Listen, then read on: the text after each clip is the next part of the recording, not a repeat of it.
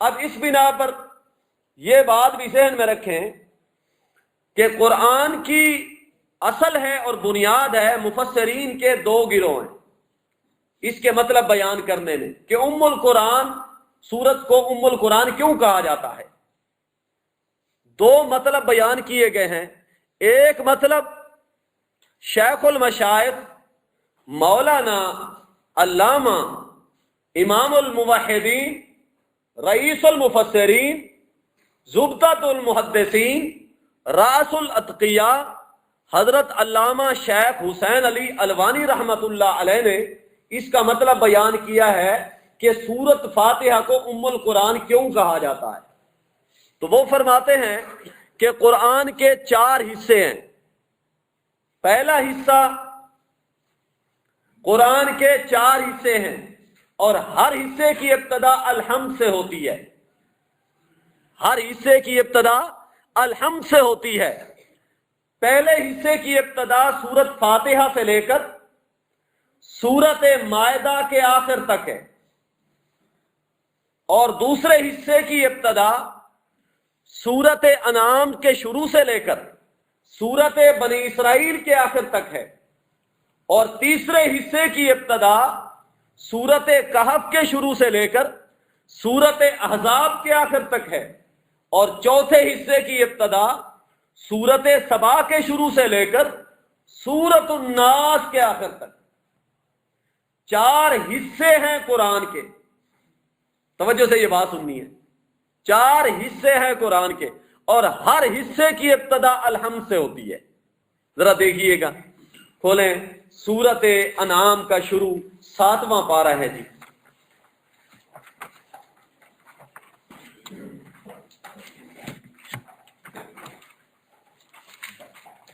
ساتواں پارہ، صفحہ نمبر ہے 165، صفحہ نمبر ہے 165۔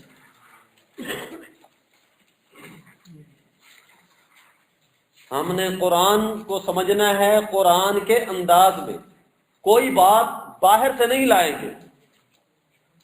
اگر لانی بھی پڑی تو سب سے پہلے دروازہ کھٹکھٹائیں گے امام الانبیاء حضرت محمد مصطفیٰ صلی اللہ علیہ وسلم کی سنت کا، ادھر جائیں گے، مکہ اور مدینہ کی طرف جائیں گے، جن کے اوپر قرآن نازل ہوا انہی کی طرف جائیں گے۔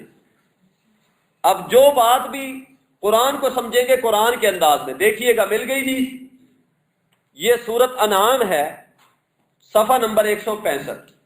الحمدللہ الذی خلق السماوات والارض وجعل الظلمات والنور ثم الذین کفروا بربہم یعدلون۔ یہ دوسرا حصہ یہاں سے شروع ہو رہا ہے۔ اب اس کے بعد آ جائے 15واں پارہ، سورت کہف کا شروع۔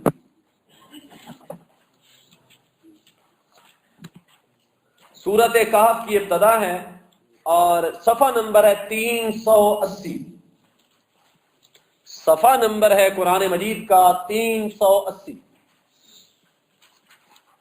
سورت کہف شروع ہو رہی ہے۔ اس سے پہلے سورت بنی اسرائیل ہے، اور سورت بنی اسرائیل کی آخری آیت ہے وَقُلِ الْحَمْدُ لِلَّهِ الَّذِي لَمْ يَتَّخِذْ وَلَدًا وَلَمْ يَكُنْ لَهُ شَرِيكٌ فِي الْمُلْكِ وَلَمْ يَكُنْ لَهُ وَلِيٌّ مِّنَ الذُّلِّ وَكَبِّرْهُ تَكْبِيرًا۔ اب اس کے ساتھ یہ صفحہ نمبر 380 مل گیا جی۔ صفحہ نمبر ہے 380۔ دیکھیے گا جی، بسم اللہ الرحمن الرحیم، الحمد للہ الذی انزل علی عبدہ الکتاب ولم یجعل لہ عوجا قیما لینذر بأسا شدیدا من لدنہ ویبشر المؤمنین الذین یعملون الصالحات ان لہم اجرا حسنا۔ یہاں سے قرآن مجید کا تیسرا حصہ شروع ہو رہا ہے، تیسرا حصہ شروع ہو رہا ہے۔ اب آئیے جی 22واں پارہ، جسے وَمَن یقنط والا پارہ کہا جاتا ہے۔ 22واں پارہ، سورت احزاب ختم ہو رہی ہے۔ اور سورت سبا شروع ہے. صفحہ نمبر ہے 555. صفحہ نمبر ہے 555. 555 جی نکال لیا صفحہ نمبر. انشاءاللہ قرآن کو جب ہم قرآن کے انداز میں سمجھیں گے بڑا مزہ آئے گا، بڑا لطف آئے گا. دیکھیے گا جی صفحہ 555 ہے. بسم اللہ الرحمن الرحیم. الحمد للہ الذی لہ ما فی السماوات وما فی الارض ولہ الحمد فی الآخرہ وہو الحکیم الخبیر. یہاں سے چوتھا حصہ قرآن کا شروع ہو رہا ہے. اور یہ بھی بڑی عجیب بات ہے کہ پورے قرآن مجید میں 5 صورتیں ہیں جن کی ابتدا الحمد سے ہوتی ہے.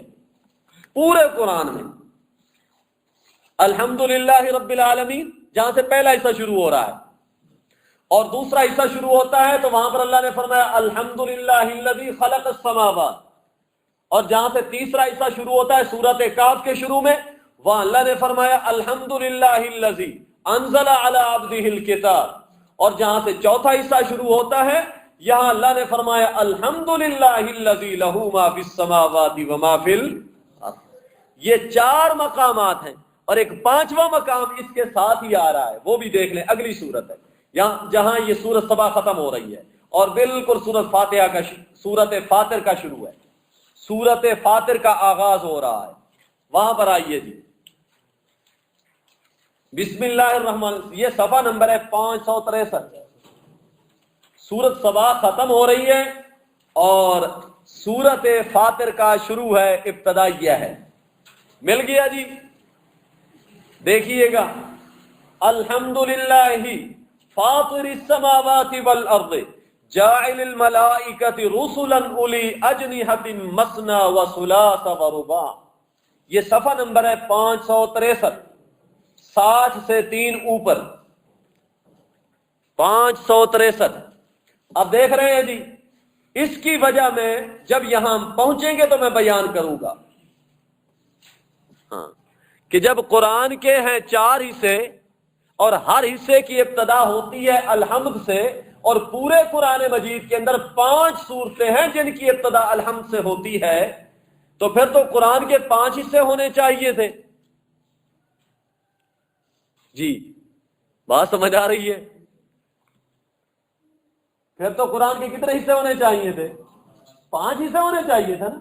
کہ جب ہر حصے کی ابتدا الحمد سے ہوتی ہے، جب 5 سورتوں کی ابتدا ہے تو قرآن کے 5 حصے ہونے چاہیے تھے. لیکن مفسرین نے یہاں پر 4 حصے بنائے ہیں. اس سورت کا اس کی ابتدا بھی تو الحمد سے ہوتی ہے، پھر 5واں حصہ کیوں نہیں بنایا؟ اس کی وجہ جب یہاں پہنچیں گے تو انشاءاللہ میں اسی وقت بیان کروں گا. اب کچھ بات لمبی ہو جائے گی اور ہم اپنے موضوع سے کہیں باہر نہ چلے جائیں. اب سنیے گا جی ایک بات. قرآن مجید کے ہو گئے کتنے حصے جی؟ کل 4 حصے. کل کتنے حصے ہو گئے؟ ان 4 حصوں میں اللہ نے بڑے بڑے جو مسئلے ذکر فرمائے ہیں وہ 4 ہیں. پہلے حصے میں اللہ نے اپنی صفت خالقیت کو اجاگر کیا ہے. خالقیت والی صفت مثلا کیا مطلب؟ اللہ نے بیان فرمایا کہ ہر چیز کا میں ہی خالق ہوں. انسانوں کا، جنوں کا، فرشتوں کا، زمین کا، آسمان کا، بر و بحر کا، سورج کا، چاند کا، ستاروں کا، سیاروں کا، اور 14 طبق کی کائنات کا، عرش کا، فرش کا، کرسی کا، ساری کائنات کا اللہ فرماتے ہیں صرف میں ہی خالق ہوں، میرے سوا کوئی خالق نہیں. پورے پہلے حصے کے اندر سب سے جو بڑا مسئلہ اللہ نے ذکر فرمایا ہے وہ یہی ہے. اور باقی مسائل، اب سوال پیدا ہوگا. ایک بات اگر رہ گئی نا تو بات رہ جائے گی. توجہ کے ساتھ پھر سوال پیدا ہوتا ہے کہ پہلے حصے کے اندر کافی ساری صورتیں ہیں. مثلا سورت الفاتحہ ہے، سورت البقرہ ہے، سورت آل عمران ہے، سورت النساء ہے اور سورت مائدہ ہے. کتنی صورتیں ہو گئی؟ 5 5 صورتیں ہو گئی. قرآن کی جب سیر ہوگی نا انشاءاللہ ساری چیزیں ازبر ہو جائیں گی اور بات سامنے آ جائے گی روز روشن کی طرح. تو یہ 5 صورتیں ہیں. ان 5 صورتوں میں تو بہت سارے مسائل اللہ نے ذکر فرمائے. جہاد کے مسائل بھی ہیں, قتال کے مسائل بھی ہیں, وراثت کے مسائل بھی ہیں, طلاق کے مسائل بھی ہیں, نکاح کے مسائل بھی ہیں, رضاعت کے مسائل بھی ہیں, عدت کے مسائل بھی ہیں, روزے کے مسائل بھی ہیں. کتنے مسائل اللہ تعالیٰ نے یہاں ذکر فرمائے ہیں. تو یہ بات کس طرح صحیح ہوئی کہ اللہ نے ایک مسئلہ ذکر فرمایا؟ جی بات سمجھ آ رہی ہے؟ یہ کس طرح مفسرین کہہ رہے ہیں کہ اللہ نے ایک مسئلہ ذکر فرمایا ہے؟ تو سنیے گا جی, توجہ سے اس کا جواب دینے لگا ہوں. بات یہ ہے کہ اس بات کا انکار نہیں کہ اللہ نے باقی مسائل ذکر فرمائے ہیں یا نہیں.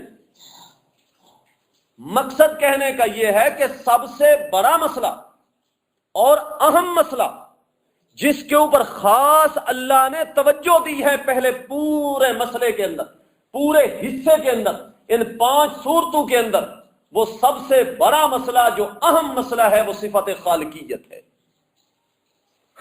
اور اس کے علاوہ باقی مسائل بھی اللہ نے ذکر فرمائے ہیں. مثلا سورۃ بقرہ کے اندر ہم پڑھیں گے, آپ دیکھیں گے وہاں پر اللہ تعالیٰ نے باقی مسائل کے ساتھ ساتھ نماز کا حکم دیا, روزے کا حکم دیا, حج کا حکم دیا. تو وہاں اللہ تعالیٰ نے انفاق کا حکم دیا. اللہ نے فرمایا میرے راستے میں مال خرچ کرو. اس حکم کے ساتھ اللہ نے فرمایا جہاد کرو. اب توجہ کرنا, اللہ نے فرمایا مال خرچ کرو, پھر فرمایا جہاد کرو. کیوں جی مال خرچ کیوں کیا جائے؟ اس لیے کہ جب مال خرچ نہیں ہوگا تو اسلحہ مسلمان نہیں خرید سکیں گے. ان کے پاس طاقت نہیں ہوگی, اسباب نہیں ہوں گے, ذرائع نہیں ہوں گے, سواریوں کی ضرورت ہوتی ہے, اسلحے کی ضرورت ہوتی ہے, مجاہدین کے لیے خرچے اور خراجات کی ضرورت ہوتی ہے. تو اللہ نے فرمایا میرے راستے میں مال خرچ کرو. جب مال خرچ کرو گے, مال موجود ہوگا, اسلحہ موجود ہوگا, تو جہاد کرنا آسان ہو جائے گا. اور جب تم جہاد کرو گے تو جہاد کے لیے اللہ نے بار بار فرمایا آپس میں اتفاق قائم رکھو. معاشرت کے اللہ نے مسائل ذکر فرمائے, اللہ نے قصاص کے مسئلے ذکر فرمائے, عدت کے مسئلے ذکر فرمائے, وراثت کے مسئلے ذکر فرمائے. آپس کے اندر انتظامی امور میں خیال رکھو. اللہ نے عدل کو ذکر فرمایا, انصاف کو ذکر فرمایا. خبردار کہیں ایسا نہ ہو کہ تم ایک دوسرے کے ساتھ قتل و قتال میں شریک ہو جاؤ, ایک دوسرے کو قتل کرنے لگ جاؤ. خبردار قتل نہیں کرنا. وراثت کے مسائل ہوں شریعت کے مطابق اختیار کرو. طلاق کے مسائل ہوں شریعت کے مطابق طلاق کو استعمال کرو. عدت کے مسائل ہوں, رضاعت کے مسائل ہوں, آپس میں انتظامی معاملات ہوں, آپس میں انتظام درست ہوگا, عدل ہوگا, انصاف ہوگا, معاشرت ہوگی, محبت بڑھے گی, اتفاق پیدا ہوگا, اجتماعیت پیدا ہوگی. جب اجتماعیت پیدا ہوگی تو جہاد کے لیے قوت مضبوط ہوگی, کفر کا مقابلہ کرنا آسان ہو جائے گا, مشرکین کا مقابلہ کرنا آسان ہو جائے گا. تو پھر جہاد کیوں ہوگا؟ اللہ نے صاف فرمایا قاتلوہم حتی لا تکون فتنہ ویکون الدین کلہ للہ. جی اب مسئلہ سمجھو. اللہ نے فرمایا جہاد اس لیے کرنا ہے تاکہ اس روئے زمین سے شرک ختم ہو جائے, کفر ختم ہو جائے, شرک کی گندگی اور غلاظت کا وجود ختم ہو جائے, کفر کا وجود ختم ہو جائے. ساری دنیا پر وہ نور چمکے جو نور توحید حضرت محمد مصطفیٰ صلی اللہ علیہ وسلم لے کر آئے. هو الذی ارسل رسولہ بالہدی ودین الحق لیظہرہ علی الدین کلہ. تو چونکہ یہ جتنے بھی مسائل ہیں, یہ سارے کے سارے مسائل جو احکامات ہیں, یہ صرف مسئلہ توحید کو بیان کرنے کے لیے ہیں. تو سب سے بڑا جو اہم مسئلہ ہے پہلے حصے کے اندر اللہ نے اپنی ایک صفت کو اجاگر کیا ہے. سورۃ بقرہ کے اندر اللہ نے فرمایا یا ایھا الناس. اب بات سمجھ آئے گی, بالکل ربط لگ جائے گا جو بات میں اب کہہ رہا ہوں. اللہ نے فرمایا یا ایھا الناس اعبدوا ربکم, اے لوگو عبادت کرو صرف اپنے رب کی.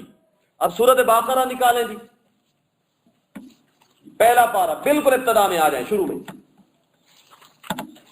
صفحہ نمبر 6 ہے, صفحہ نمبر 6. اب دیکھیے گا جی، مقصد یہ ہے کہ ہم قرآن کو سمجھیں گے قرآن کے طرز میں، انداز میں، کہ خود اللہ تعالیٰ کس طرح ہمیں سمجھا رہے ہیں، اللہ کہنا کیا چاہتے ہیں ہمیں، اپنی مخلوق کو کیا سمجھانا چاہتے ہیں اللہ پاک۔ دیکھیے گا صفحہ نمبر 6 ہے، اللہ نے فرمایا یا ایھا الناس، اے لوگو۔ ناس کا خطاب عام ہے، یہ خاص لوگوں کے لیے نہیں، اس میں ساری دنیا کائنات کے لوگ مراد ہیں، چھوٹے بڑے، امیر غریب، مرد و عورت، بچے بوڑھے جوان، سارے اس کے اندر آ جاتے ہیں، مسلم غیر مسلم۔ فرمایا ایھا الناس، اے لوگو، اعبدوا ربکم، عبادت کرو صرف اپنے رب کی، الذی خلقکم، وہ رب جس نے تمہیں پیدا کیا، والذین من قبلکم، اور وہ اللہ وہ ہے جس نے ان کو پیدا کیا جو تم سے پہلے گزرے ہیں، تمہارے آبا کو پیدا کیا، تمہارے اجداد کو پیدا کیا، تمہارے اساتذہ کو پیدا کیا، تمہارے وڈیروں کو پیدا کیا، حضرت آدم علیہ السلام کو پیدا کیا، سب کو اللہ نے بنایا۔ اب یہاں پر دیکھیے گا، اس کے ساتھ اللہ نے فرمایا الذی جعل لکم الارض فراشا والسماء بناء وانزل من السماء ماء، اللہ نے فرمایا تمہیں میں نے پیدا کیا، تمہارے آبا و اجداد کو میں نے پیدا کیا، زمین کو میں نے پیدا کیا، آسمان کو میں نے پیدا کیا، بادلوں کو میں نے پیدا کیا، بارش کو میں نے پیدا کیا، فاخرج به من الثمرات رزقا، اللہ نے فرمایا زمین سے انگوریاں میں نے اگائیں، نباتات میں نے اگائے، پھل میں نے اگائے، درخت میں نے اگائے، تمہارے لیے رزق کا انتظام میں نے کیا، لا تجعلوا للہ اندادا۔ اب دیکھو جی کیسے اللہ تعالیٰ فرماتے ہیں، اس سے ذرا آگے آ جائیں جی، اگلے صفحے کے اوپر صفحہ نمبر 7 ہے اور آیت نمبر ہے 28، 27 آیت ختم ہو رہی ہے اور 28 کی آیت کے اوپر آ جائیں۔ مل گئی جی آیت، کیف تکفرون باللہ، یہ نیچے سے سطر نمبر 3 ہے، نیچے سے اوپر کی طرف آئیں تو تیسری سطر بنتی ہے جی، تیسری لائن جی، پہنچ گئے جی، مل گئی یہ آیت۔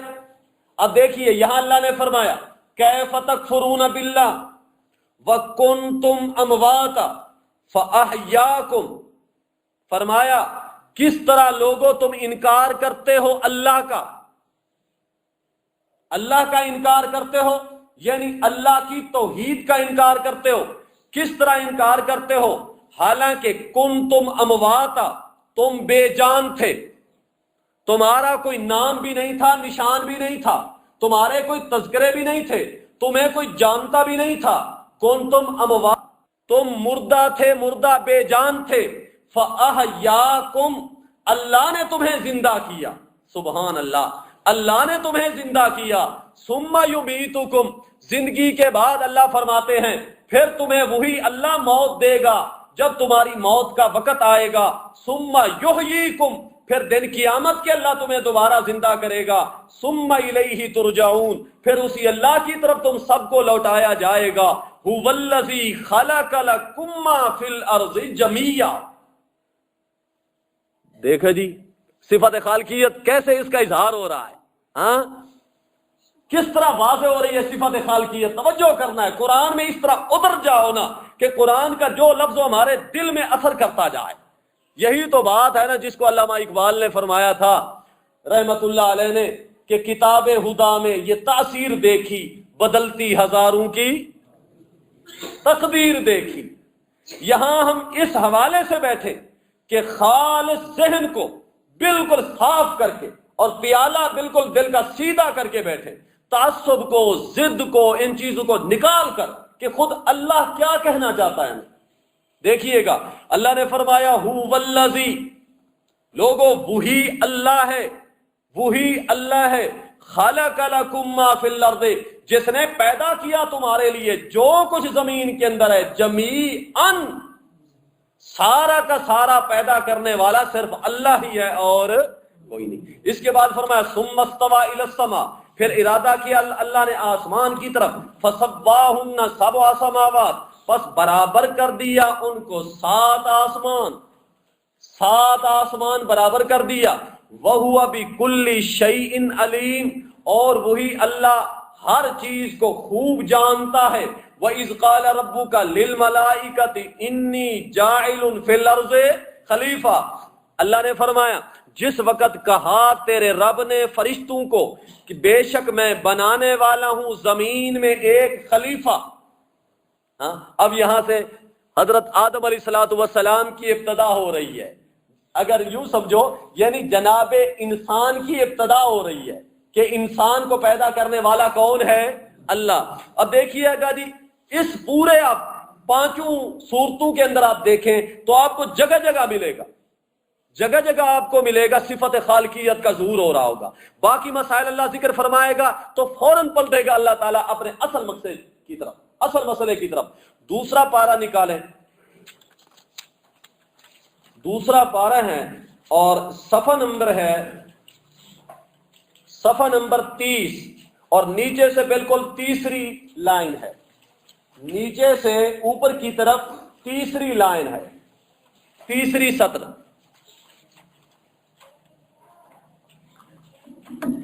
آیت نمبر ہے 163 ختم ہو رہی ہے تو 164 شروع ہے، مل گئی جی آیت؟ دیکھیے گا یہاں اللہ نے فرمایا ان فی خلق السماوات والارض واختلاف اللیل والنہار والفلک التی تجری فی البحر بما ينفع الناس۔ اللہ نے فرمایا ان فی خلق السماوات، پکی بات ہے آسمانوں اور زمین کے پیدا کرنے میں، واختلاف اللیل والنہار، اور رات اور دن کے آنے جانے میں، والفلک التی، اور کشتیوں کی بارے میں، بناوٹ میں، وہ جو چلتی ہیں سمندر میں، بما ينفع الناس، وہ سامان لے کر جو نفع دیتا ہے لوگوں کو، وما انزل اللہ من السماء من ماء، اور اس چیز کے بارے میں جو اللہ نے آسمان سے پانی نازل فرمایا، فَأَحْيَا بِهِ الْأَرْضَ بَعْدَ مَوْتِهَا، اللہ نے اس کے ذریعے، اس بارش کے پانی کے ذریعے تر و تازہ کر دیا زمین کو، آباد کر دیا زمین کو، بعد موتیہا، بعد اس کے بنجر ہو جانے کے، ویران ہو جانے کے، وَبَثَّ فِيهَا مِن كُلِّ دَابَّةٍ، اور پھیلا دیے صرف اللہ نے اس زمین میں،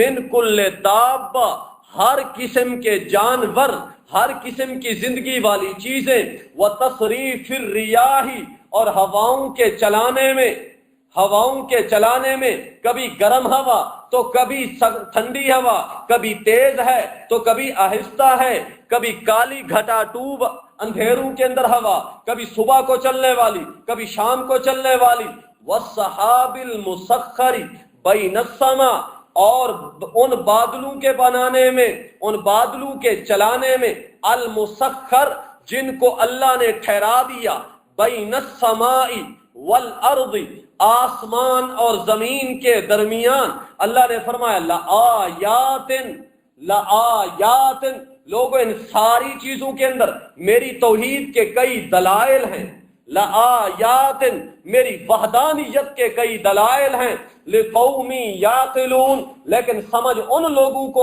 آئیں گے، یعقلون، جو عقل سے کام لیتے ہیں، جن کی عقل درست ہے، انہیں یہ بات سمجھ آئے گی۔ اب آ جائیں جی چوتھے پارے کے اندر، میں صرف ایک دو حوالے اور دکھاتا ہوں تاکہ یہ بات واضح ہو جائے کہ اس میں جو سب سے بڑا مسئلہ بار بار لوٹ کے آ رہا ہے، بلکہ تیسرے پارے کے اندر آئے، تیسرے پارے، چوتھے پارے سے پہلے تیسرا پارہ، بالکل تیسرے پارے کی ابتدا ہے، تلک الرسل۔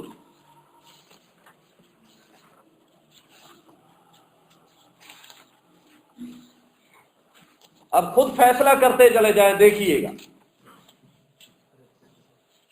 یہ آیت نمبر ہے 255، بلکہ 300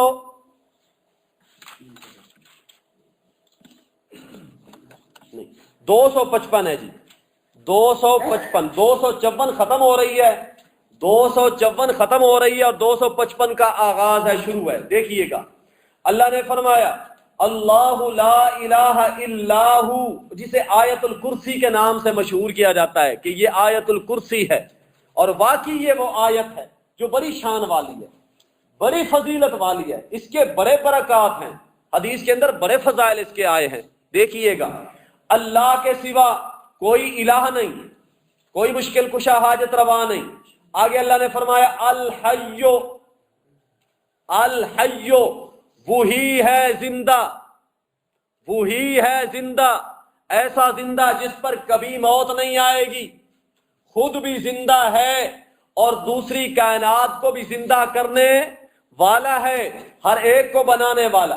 القیوم سب کو تھامنے والا ہے۔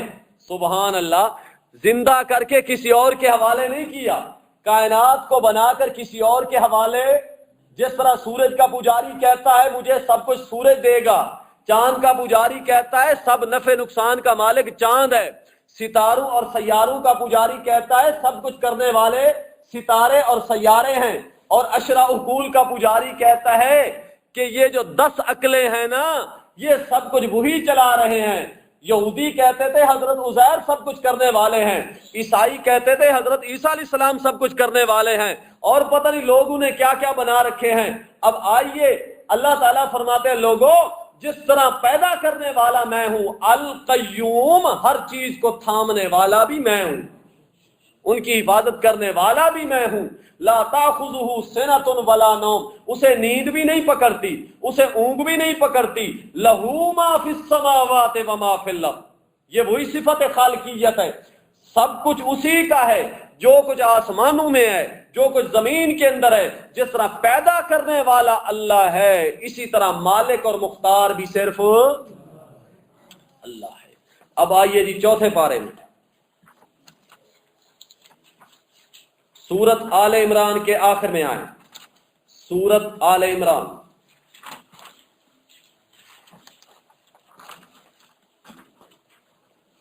صفحہ نمبر 96 ہے جی، نیچے سے اوپر کی طرف چوتھی آیت ہے، چوتھی لائن ہے، چوتھی سطر، اور آیت نمبر ہے 190، 190 نیچے سے اوپر کی طرف چوتھی سطر، صفحہ نمبر 96 جی، مل گئی آیت؟ دیکھیے گا جی، اللہ نے فرمایا ان فی خلق السماوات والارض واختلاف اللیل والنہار لآیات لأولی الالباب، بے شک آسمانوں اور زمین کے پیدا کرنے میں اور رات اور دن کے مختلف ہونے میں، آنے جانے میں، لآیات کئی دلائل ہیں میری وحدانیت کے، لیکن فائدہ کن کو دیں گے دلائل؟ لأولی الالباب، ان لوگوں کے لیے ہیں جو عقل والے ہیں، جو عقل والے ہیں۔ تمہارے پاس ترجمہ لکھا ہوا ہے نیچے، دلائل ہیں اہل عقل کے لیے، ہے لکھا ہوا ترجمہ، دلائل ہیں اہل عقل کے لیے۔ وہ کون لوگ ہیں عقل والے؟ اللہ نے فرمایا الذین یذکرون اللہ قیاما وقعودا وعلی جنوبہم، وہ لوگ ہیں جو یاد کرتے رہتے ہیں اللہ پاک کو، قیاما کھڑے ہونے کی حالت میں بھی، وقعودا اور بیٹھنے کی حالت میں بھی، وعلی جنوبہم اور اپنے پہلو کے اوپر لیتے لیتے بھی، اپنے پہلو پر لیتے لیتے بھی۔ کیا مطلب؟ انسان کی جو زندگی کے حالات ہوتے ہیں نا، جاگنے والے بیداری والے یہی 3 قسم کے ہوتے ہیں، کبھی تو لیٹا ہوتا ہے اور کبھی بیٹھا ہوتا ہے اور کبھی کھڑا ہوتا ہے، یہی حالات ہیں۔ اللہ نے بالکل اپنے مومن بندوں کے یہی 3 حال ذکر فرما کر اللہ نے فرمایا کہ میرے بندے جو ہیں عقل والے لوگ، جو ہر وقت مجھے یاد کرتے رہتے ہیں، ہر وقت، یعنی ان 3 حالتوں میں صرف ان کی زبان پر میرا تذکرہ ہی ہوتا ہے، میرا ذکر ہوتا ہے، میری توحید کو یاد کرتے ہیں۔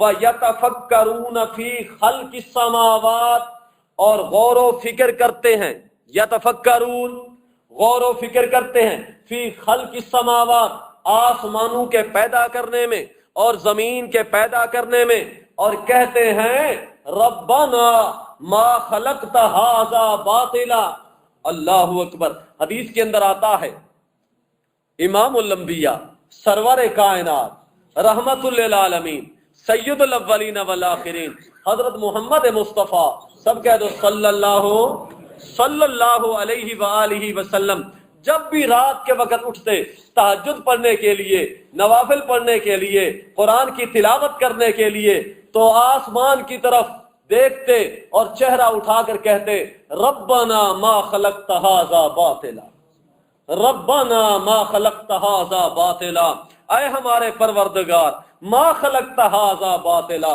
تو نے یہ سب کچھ بیکار نہیں بنایا، ابس نہیں بنایا، بیکار نہیں بنایا، اس میں کوئی نہ کوئی ضرور حکمت ہے. اور کون سی حکمت ہے؟ یہی حکمت ہے تاکہ تیری توحید کا اظہار ہو، تیری وحدانیت کا اظہار ہو. کون سی حکمت؟ اب ذرا دیکھیے آگے خود ہی ذکر ہے ربنا ما خلقت ھذا باطلا سبحانک سبحانک سبحانک، اے اللہ تو پاک ہے. آسمان بھی کہہ رہا ہے، اور یہ رات کی اندھیری میں چاند چمکنے والا بھی کہہ رہا ہے، اور یہ ستارے اور چلنے والے سیارے بھی کہہ رہے ہیں، اور رات کی تاریکی بھی کہہ رہی ہے سبحانک، اللہ تو پاک ہے، تیرا کوئی شریک نہیں. اللہ تو پاک ہے، تیرا کوئی شریک نہیں. فقنا عذاب النار، اے اللہ ہمیں بچا جہنم کے عذاب سے. تو بہرحال اب سنیے گا جی بات. پہلے حصے میں سب سے بڑا مسئلہ جو اللہ نے بیان فرمایا ہے وہ ہے صفت خالقیت. کون سا مسئلہ ہے؟ صفت خالقیت، کہ اللہ نے فرمایا سب چیزوں کو پیدا کرنے والا صرف میں ہوں اور کوئی بھی نہیں. اور دوسرے حصے میں اللہ نے ایک اور مسئلہ ذکر فرمایا. اللہ نے فرمایا صفت ربوبیت کو ذکر فرمایا. کیا مطلب؟ فرمایا ہر چیز کو جس طرح پیدا کرنے والا میں ہوں، اسی طرح ہر چیز کی ضرورتوں کو پورا کرنے والا بھی میں ہوں. ہاں، یہ نہیں ہے کہ بنایا تو میں نے، چیز تو بن گئی. اب انسان کی ضرورت ہے، کھانا بھی ضرورت ہے، پانی کی ضرورت ہے، ہاں شادی کی ضرورت ہے، کتنے ہاں ضرورتیں ہیں. 24 گھنٹے میں لمحہ بلمحہ ضرورتیں ہی ضرورتیں، ہر سانس کے ساتھ ضرورت ہی ضرورت ہے. نعمت کی ضرورت ہے، جسمانی نعمتوں کی ضرورت ہے، روحانی نعمتوں کی ضرورت ہے، بدنی نعمتوں کی ضرورت ہے، تمدنی نعمتوں کی ضرورت ہے، نصرت کی ضرورت ہے، مدد کی ضرورت ہے، تعاون کی ضرورت ہے. چونکہ انسان کی زندگی ہے ہی تمدنی اور معاشرتی زندگی ہے، جس میں ہر وقت انسان ضرورتوں سے گھرا ہوا ہوتا ہے. جب انسان کو تو اللہ نے بنا دیا، اب اللہ فرمائے میں نے تو تجھے بنا دیا، ضرورتیں میں نہیں تیری پوری کرتا. ہاں تو خود ہی ڈھونڈ اپنی ضرورتیں پوری کر. نہیں، سنیے گا، توجہ کرو.